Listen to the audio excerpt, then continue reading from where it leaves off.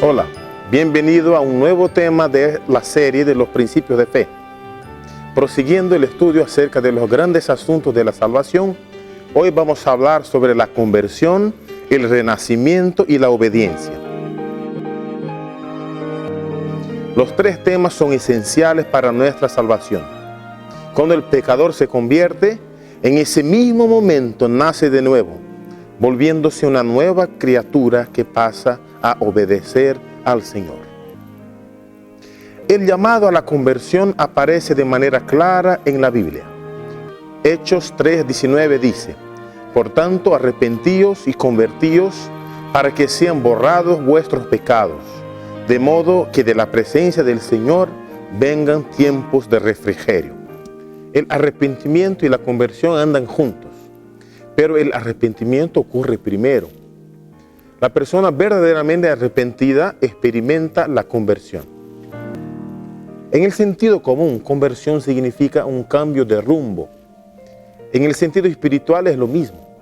Conversión significa dejar el camino del pecado que lleva a la perdición y volver al camino de la santidad que conduce a la salvación. Isaías 55:7 dice: deje el impío su camino y el hombre inicuo sus pensamientos. Vuélvase a Jehová, quien tendrá de él misericordia, y a nuestro Dios, quien será amplio en perdonar. El camino por lo cual el hombre natural acostumbra andar no está de acuerdo a la voluntad de Dios. Por eso, toda la humanidad está espiritualmente perdida. Isaías 53:6 dice que todos nosotros nos descarriamos como ovejas, cada cual se apartó por su camino. Ese texto se aplica a nosotros como raza humana y también como personas individualmente consideradas. Somos comparados a ovejas que dejaron el redil y se perdieron en el mundo peligroso. La oveja no sabe cómo volver a casa. Es necesario que alguien la busque y la traiga de vuelta. Eso es lo que Jesús hace con nosotros. Nos retira del camino de perdición y nos coloca en el camino de la salvación. Nadie puede convertirse a sí mismo y nadie puede convertir a otra persona.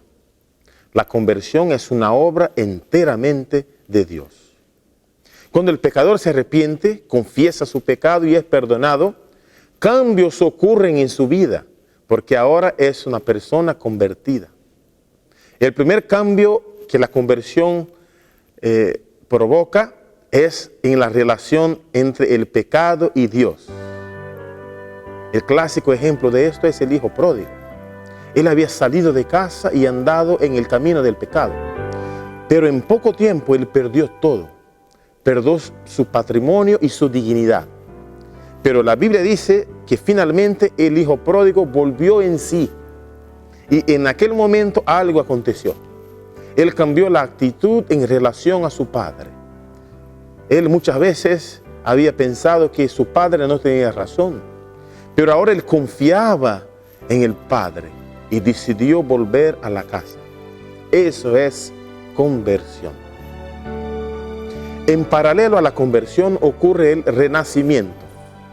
En realidad, la conversión y el renacimiento son fenómenos semejantes que alcanzan las mismas consecuencias. En cierta ocasión, Nicodemo, un maestro de la ley, visitó a Jesús. Él quería establecer un diálogo intelectual con nuestro Señor, pero en el comienzo de la charla, Jesús le dijo: de cierto te digo, que a menos que uno nazca de nuevo, no puede ver el reino de Dios. En otras palabras, Jesús estaba diciendo que la mayor necesidad de Nicodemo no era conocimiento teórico, pero regeneración espiritual. Él necesitaba un nuevo corazón, nuevos deseos y nuevos propósitos y motivos. Nicodemo necesitaba ser una nueva criatura. El renacimiento es una condición para que veamos el reino de Dios. El hombre natural, también llamado de hombre carnal, no conoce las cosas espirituales. Solamente el hombre espiritual comprende las cosas de Dios. Efesios 4, de 22 a 24 dice: con respecto a vuestra antigua manera de vivir, despojaos del viejo hombre que está viciado por los deseos engañosos, pero renovaos en el espíritu de vuestra mente y vestíos del nuevo hombre que ha sido creado a semejanza de Dios en justicia y santidad de verdad. El viejo hombre o hombre carnal es naturalmente enemigo de Dios. Sus propósitos son distintos de los propósitos de Dios. Su vida no es concebida para servir al Señor. A la vista del cielo, mismo que sea una persona moralmente correcta o socialmente respetada, ese hombre está espiritualmente muerto. El libro de Efesios, en el capítulo 2, describe la situación espiritual de todos los hombres anteriormente al renacimiento. En cuanto a vosotros, estabais muertos en vuestros delitos y pecados, en los cuales anduvisteis en otro tiempo, conforme a la corriente de este mundo, y al príncipe de la potestad del aire, el espíritu que ahora actúa en los hijos de desobediencia. El hombre carnal es comparado a un muerto. Pero el texto bíblico prosigue, trayendo ahora un cuadro diferente. Pero Dios, quien es rico en misericordia, a causa de su gran amor con que nos amó, aun estando nosotros muertos en delitos, nos dio vida juntamente con Cristo. Por gracia sois salvos. Es Dios que nos da vida a través del Espíritu Santo. El renacimiento es una operación divina. Santiago 1:18 dice, por su propia voluntad, Él nos hizo nacer por la palabra de verdad, para que fuéramos como primicias de sus criaturas. 1 Pedro 1:23 dice, pues habéis nacido de nuevo, no de simiente corruptible, sino de incorruptible, por medio de la palabra de Dios que vive y permanece. Aquí el renacimiento es comparado a la germinación de una buena semilla que es sembrada a través de la palabra de Dios. Así como en el mundo físico Dios habló y todo se ha hecho, la creación espiritual del nuevo hombre también es operada por la palabra divina. Pero ¿cómo ocurre la germinación de la buena semilla? ¿Cómo se da el proceso del nuevo nacimiento? El nuevo nacimiento es el resultado de haber recibido a Cristo como la palabra de Dios. Cuando las verdades divinas son impresas sobre el corazón por el Espíritu Santo, se despiertan nuevos sentimientos y las energías hasta entonces latentes son despertadas para cooperar con Dios. Nacer de nuevo es el resultado de recibir a Cristo como verbo de Dios, como alguien que opera una acción. Cuando recibimos a Jesús de esa forma, las cosas espirituales pasan a ser comprendidas y una transformación ocurre. El hombre espiritual que resulta del renacimiento es de naturaleza distinta del hombre carnal. Por eso, él es considerado una nueva criatura. De modo que si alguno está en Cristo, nueva criatura es. Las cosas viejas pasaron. He aquí, todas son hechas nuevas. El renacimiento no es algo teórico. Al contrario, él resulta en cambios prácticos en la vida del hombre renacido. Los que llegan a ser nuevas criaturas en Cristo Jesús producen los frutos de su espíritu: amor, gozo, paz, longanimidad, benignidad, bondad, fidelidad, mansedumbre, templanza. Ya no se conforman con las concupiscencias anteriores, sino que por la fe siguen las pisadas del Hijo de Dios, reflejan su carácter y se purifican a sí mismos como Él es puro. Aman ahora las cosas que en un tiempo aborrecían y aborrecen las cosas que en otro tiempo amaban. El que era orgulloso y dominador es ahora manso y humilde de corazón. El que antes era vano y altanero es ahora serio y discreto. El que antes era borracho es ahora sobrio. Y el que era libertino, puro. Qué maravilloso cambio. No existe otro poder, aparte del Espíritu Santo, que pueda operar una transformación tan grande. El cambio es notable. las otras personas perciben que una modificación ocurrió. No una modificación superficial, pero profunda, que involucra una alteración radical de prioridades, propósitos y prácticas. 1 Juan 3:9 dice: todo aquel que ha nacido de Dios no practica el pecado, porque la simiente de Dios permanece en él y no puede seguir pecando porque ha nacido de Dios. El cambio más radical que resulta del renacimiento es relacionado al pecado. El viejo hombre ama el pecado, en cuanto que la nueva criatura lo odia. Pero acá hay un punto importante a aclarar. El renacimiento no constituye una garantía de que el hombre nunca más pecará. ¿Por qué? Porque el nacimiento del hombre espiritual no resulta en la destrucción inmediata del hombre carnal. Mismo después del renacimiento, el viejo hombre continúa a existir, conviviendo con el nuevo hombre en la persona renacida. En el capítulo 7 de Romanos, el apóstol Pablo revela la lucha permanente que ocurre entre los dos hombres.